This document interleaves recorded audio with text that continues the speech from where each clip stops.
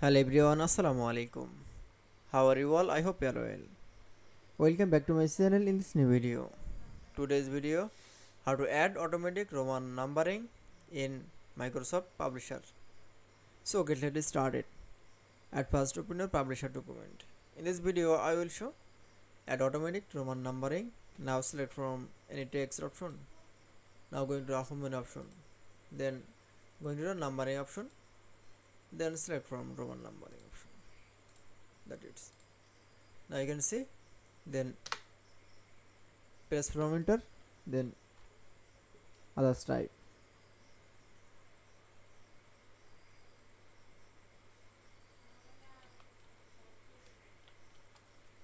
then again press enter, others type.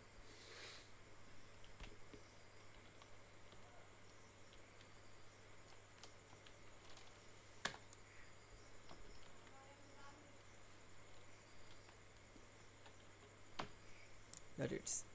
Now you can see add automatic Roman numbering in publisher document is very easily. I hope to enjoy the video. Please like, comment, share and subscribe my channel. Thanks for watching.